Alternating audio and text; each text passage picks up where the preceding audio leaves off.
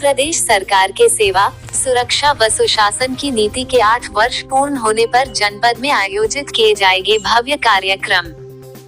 जनपद भ्रमण पर पहुंचे प्रमुख सचिव ने अटल बिहारी वाजपेयी ऑडिटोरियम में प्रस्तावित 3 दिवसीय कार्यक्रमों के संबंध में की अधिकारियों के साथ बैठक। शाहजहांपुर, दिनांक 22 मार्च 2025। प्रदेश सरकार के सेवा, सुरक्षा व सुशासन की नीति के 8 वर्ष पूर्ण होने पर अटल बिहारी वाजपेयी ऑडिटोरियम में प्रस्तावित 3 दिवसीय कार्यक्रमों के संबंध में प्रमुख सचिव, पर्यावरण, वन एवं जलवायु परिवर्तन तथा पंचायती राज विभाग श्री अनिल कुमार की अध्यक्षता में समीक्षा बैठक का आयोजन कलेक्ट्रेट सभागार में किया गया। बैठक के दौरान उन्होंने सभी संबंधित विभागों से कार्यक्रमों के संबंध में जानकारी ली तथा आवश्यक दिशा निर्देश दिए। मुख्य विकास अधिकारी अपराजिता सिंह ने आयोजित होने वाले 3 दिवसीय कार्यक्रमों के संबंध में प्रमुख सचिव को विस्तार से जानकारी दी। उन्होंने बताया कि आगामी 25, 26 एवं 27 मार्च 2025 को प्रातः 1:00 बजे से शाम 6:00 बजे तक प्रतिदिन भारत रत्न अटल बिहारी वाजपेयी प्रेक्षागृह में आयोजित कर शासन की महत्वपूर्ण उपलब्धियों एवं योजनाओं की जानकारी दी जाएगी। प्रमुख सचिव ने एक कर संबंधित विभागाध्यक्षों से वार्ता कर आयोजित किए जाने वाले कार्यक्रमों के संबंध में जानकारी ली। उन्होंने कहा कि उत्तर प्रदेश सरकार की सेवा, सुरक्षा और सुशासन की नीति के 8 वर्ष पूर्ण होने के अवसर पर राज्य सरकार द्वारा अपनी उपलब्धियों को रेखांकित करने के लिए विभिन्न कार्यक्रम का आयोजन किया जा रहा है। इसी प्रकार जनपद स्तर पर भी भव्य रूप से विभिन्न कार्यक्रमों का आयोजन किया जाएगा, जिस संबंध में डीएम व सीडीओ द्वारा संबंधित विभागों के साथ बैठक कर कार्यक्रम की रूपरेखा तैयार कर ली गई है। 25, 26 एवं 27 मार्च 2025 को प्रातः 1:00 बजे से शाम 6:00 बजे तक प्रतिदिन भारत रत्न अटल बिहारी वाजपेयी प्रेक्षागृह में भव्य रूप से विभिन्न कार्यक्रमों आयोजन किया जाएगा।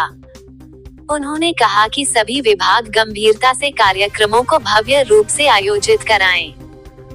सभी विभाग जन कल्याणकारी योजनाओं से संबंधित प्रदर्शनी के माध्यम से शासन की महत्वपूर्ण उपलब्धियों एवं योजनाओं की जानकारी लोगों तक पहुंचाएं। सरकार का उद्देश्य इन कार्यक्रमों के माध्यम से केंद्र सरकार के 10 वर्ष तथा प्रदेश सरकार के 8 वर्ष की उपलब्धियों, नीतियों और योजनाओं की जानकारी जनता तक पहुंचाना है, जिससे प्रदेश में सेवा, सुरक्षा और सुशासन को मजबूत किया जा सके। उन्होंने कहा कि सभी विभाग कार्यक्रमों को सफलता पूर्वक आयोजन कराएं तथा इसका प्रचार प्रसार अच्छे से करें। इस अवसर पर नगर आयुक्त डॉक्टर विपिन कुमार मिश्र, पुलिस अधीक्षक राजेश एस, अपर जिलाधिकारी प्रशासन संजय कुमार पांडे, सीडीओ अपराजिता सिंह, नगर मजिस्ट्रेट प्रवेंद्र कुमार सहित अन्य संबंधित अधिकारी मौजूद रहे।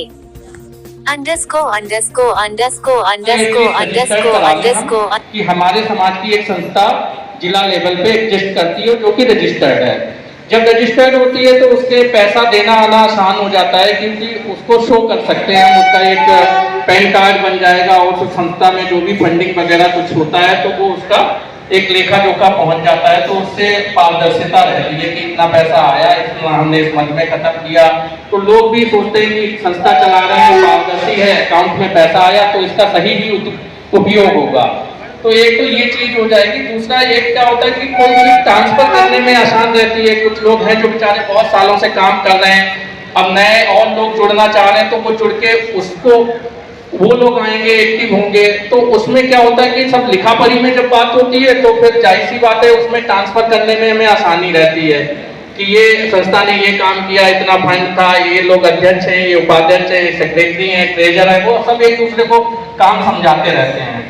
तो एक तो अपने समाज से मेरा यही अनुरोध है कि सब लोग मिलके और एक संस्था रजिस्टर्ड करा लें, उस संस्था के अध्यक्ष, उपाध्यक्ष, ट्रेजर और सेक्रेटरी चुन लें, उस संस्था का एक अकाउंट खुला लें, उस संस्था का एक पैन कार्ड बनवा लें। और ये राजनीतिक मंच नहीं है, इसलिए इसमें सभी लोग आने के लिए आमंत्रित हैं, अपनी बात रख सकते हैं, अपनी बात कह सकते हैं। ये संस्था बेसिकली समाज के लिए है, जैसा कि लिखा आप देख रहे होंगे, मौर्य कुशवाहा शाक्य सैनी समाज है। उसके लिए है, उसके कामों को आगे बढ़ाने के लिए है। क्योंकि जब आप बहुत मजबूत हो, जैसे कहावत कही गई, समर्थ को नहीं दोष गोसाई, जो समर्थ है वो तो कुछ भी कर सकता है, लेकिन जो लोग समर्थ नहीं है उन्हें ग्रुप में ही रहना पड़ेगा, उनकी मजबूरी है। और हर जगह ऐसा होता है, जैसे आप किसी भी विभाग में चले जाइए जहां बिरादरी के लोग नहीं है, तो वहां भी ग्रुप बने हैं। चतुर्थ कर्मचारियों का अलग ग्रुप है, क्लर्क लोगों का अलग ग्रुप है, जो पीसीएस रैंक है उनका अलग ग्रुप है, आईएएस रैंक है। तो इसका मतलब है ना कि आप अपने अधिकारों के लिए, अपनी चीजों के लिए कैसे